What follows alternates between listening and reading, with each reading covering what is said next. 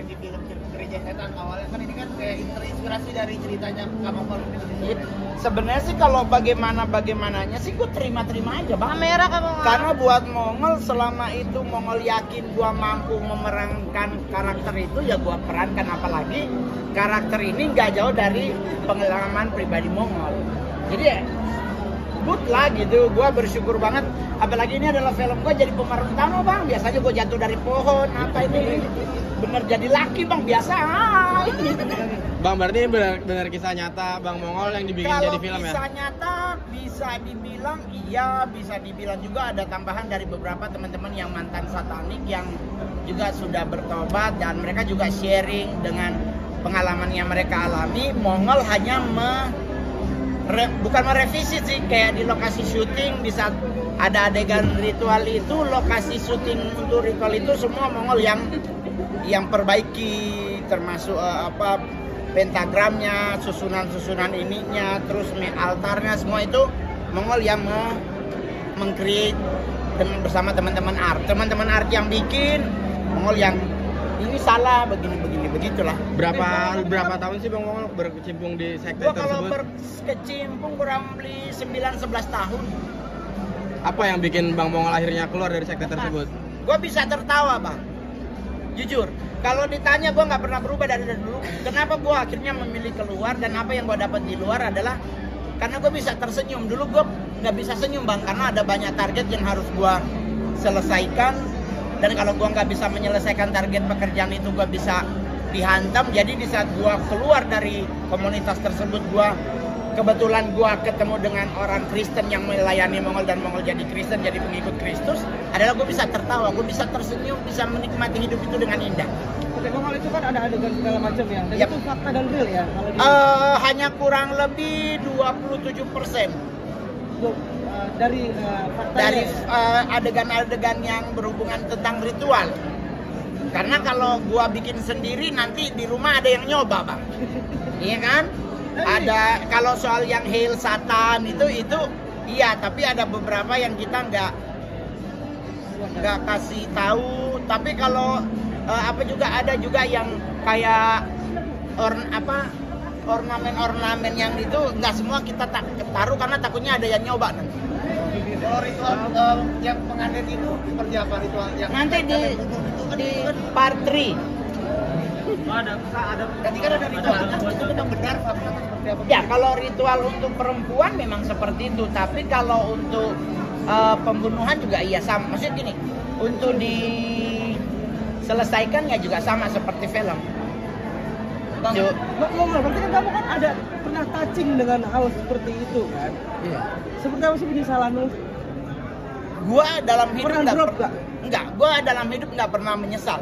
Karena kalau gue menyesal nggak akan pernah kembali lagi. Yang ada gue lakukan sekarang adalah bagaimana cara gue menikmati hidup yang sekarang, tapi jangan kembali ke hal-hal yang sudah tidak sesuai dengan hati nurani gitu. Ya gimana mas? Mau nanya nih, di pinnya itu, di pin Lucifer itu apakah di jasnya kan ada pinnya gitu? Iya. Itu apa ada makna tertentu? Soalnya setiap di jasnya itu berubah-ubah pinnya. Oh. Kayak pin bintang tiba-tiba terus. Iya, jadi kan ada thunder tuh maksudnya kayak lambang PLN gitu loh. Iya. Ada banyak sebenarnya bang kalau penggunaan pin untuk para leadership komite, tapi lebih ke itu hanya sebatas aksesoris. Oh, sebentar. Tapi aksesoris itu akan menunjukkan dia di geng mana. Kan ada pergeng-gengan nih, ada Dragon Team, ada namanya Warlock Team, ada Sister of the Light Team. Itu punya punya pin masing-masing. Nah kalau kita para RC ngelihat oh berarti dia dari ini, oh dia dari sini. Atau pakai topi, ada tulisan, dicolokin pin begitu. Nah itu ciri-ciri dari anak-anak satanik yang khususnya yang sudah level atas. Kalau yang cetek mah dia kan nyari duitnya bang. Untuk tahun ini di tahun 2005 untuk mencirikan orang-orang yang awam dengan pengikut satanik apa sih yang mungkin diciri? Kalau ciri-ciri utama tuh mungkin kayak pakai cincin. Cincin tuh kalau nggak pentagram dia thunder, kalau nggak thunder dolphin.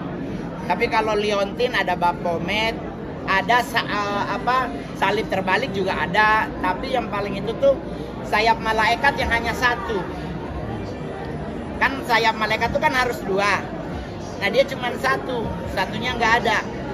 Karena itu ciri-ciri utama. Tapi kalau yang lain-lain susah. Kadang dia ganteng banget. Iya, kita kayak begini aja udah artis masih dianggap tukang hipnotis. Pak, selama proses produksi syuting ada gangguan-gangguan mistis nggak? Apalagi ngomongin soal Oh kalau gangguan pasti ada bang. Lokasi syuting yang tempat kita ritual itu, setelah selesai kita ritual, ada something banyak kejadian di dalam ruangan. Bahkan ada kru yang memindahin barang, kakinya kayak dicolek orang, pas dia lihat ternyata patung. Tapi dia ngerasa banget memang kakinya dipegang. Banyak, ada yang kesurupan dua orang, terus ada yang jatuh kayak si itu jatuh, itu banyak bang. Tapi everything aman sih bang, nggak sampai jawab nama dan asuransi aman. Kalau yang ditargetin sendiri siapa sih Bang Mongol?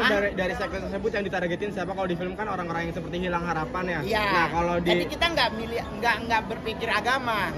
Kita yang kita cari adalah target. Lu mau agama apa, nyembah batu juga kalau memang kita pengen ambil ya kita ambil. Jadi komunitas ini adalah komunitas yang dia tidak memilih agama maupun suku. Lu mau kaya mau miskin dia ajak. Karena yang ditargetin kan nyari jiwa bukan nyari duit.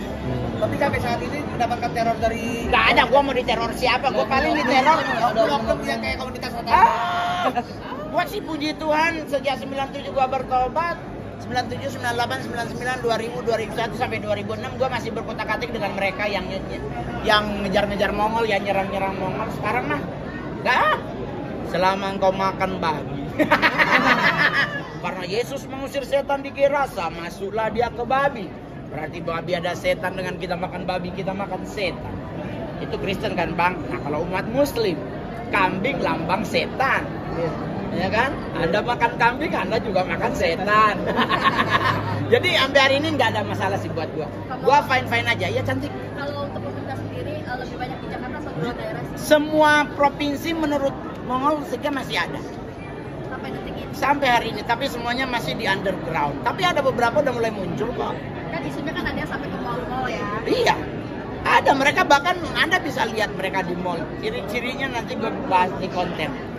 Bang Mongol, tapi cara biar kita nggak terjerat di sektor tersebut gimana maksudnya? Caranya gampang bang, melekat sama imanmu. Lu agamanya Muslim, jangan nanti datang sholat Jumat udah bunyi waladolin itu baru muncul. Lu malam Jumat jangan mikir sunnah Rasul, sempatkanlah tadarusan 1 jam biar imanmu menjadi teguh. Lu yang Kristen datang ke gereja, ibadah, nyembah Tuhan, baca Alkitab. Jadi pendekatan untuk melawan penyesatan adalah keiman.